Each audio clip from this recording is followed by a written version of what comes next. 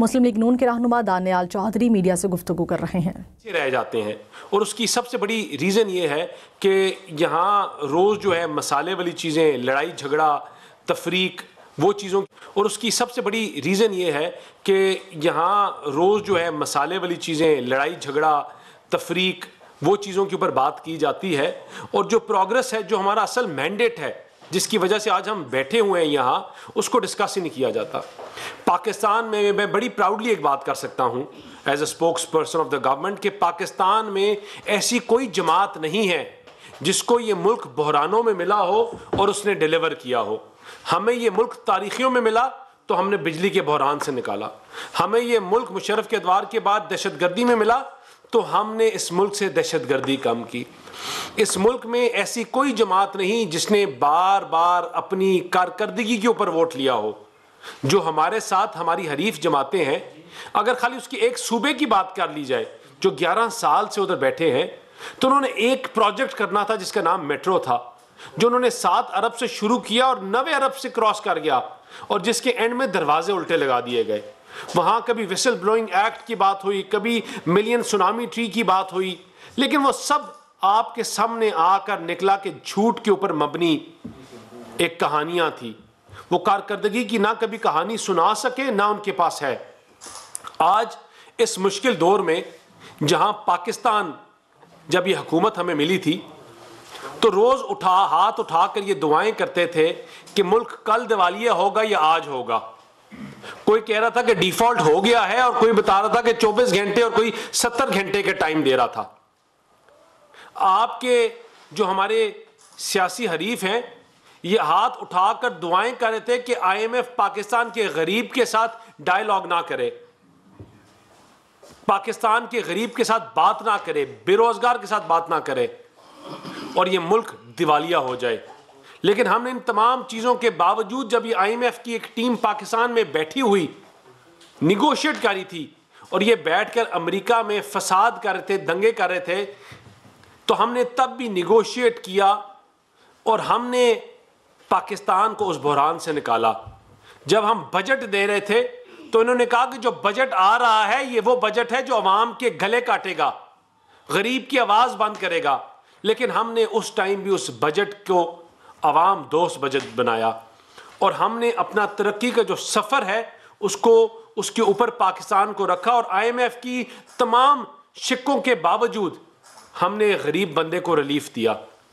आज इन तमाम इकदामात की वजह से आपका जो IT सेक्टर है वो आपके सामने है कि किस तरह चीज़ें बेहतर हो रही हैं कि खाली सितंबर के महीने में हमने 292 मिलियन जो है उसमें इंक्रीज लेके आए।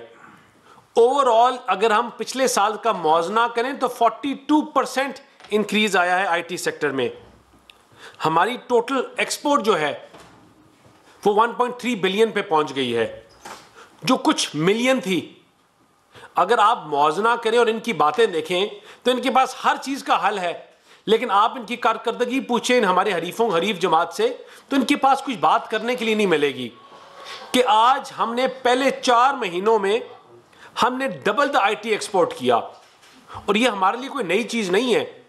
हमें जब भी कोई टारगेट दिया गया, कोई मुश्किल टाइम आया तो हमने डिलीवर किया और इंशाल्लाह आज भी डिलीवर कर रहे हैं।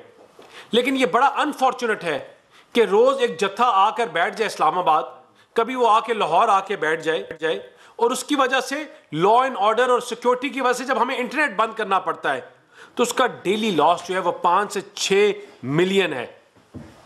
आपके गरीब जो लोग काम कर रहे हैं मीडिया से, इंटरनेट से रिलेटेड इंडस्ट्री में, जो आपकी IT कंपनीज बैठी हैं, उनका मिलियंस ऑफ डॉलर्स का लॉस होता है।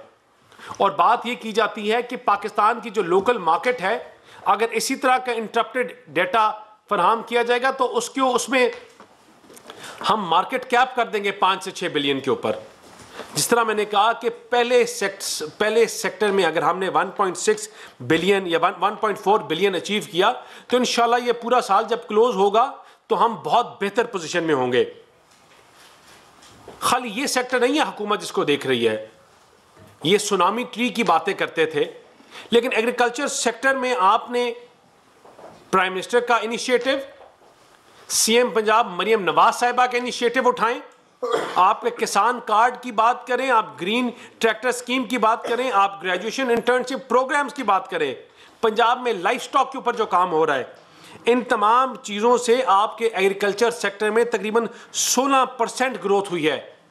एग्रीकल्चर सेक्टर जो डिक्लाइन में था, एग्रीकल्चर सेक्टर जिसके ऊपर ये रोज प्रेस कॉन्फ्रेंस करते थे कि एग्रीकल्चर सेक्टर जो है तबाह कर दिया, लेकिन अगर farmer to cattle to farmer market की बात हो तो मुस्लिम लीग नून ने बनाई। आपने एग्रीकल्चर में कभी आपने कोई इनको इंसेंटिव दिया तो हमने हमेशा दिया।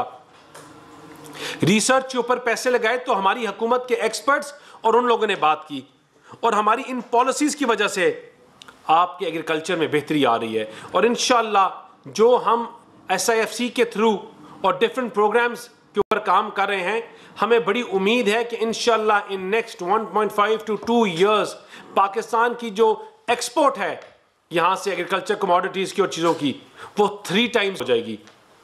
और हम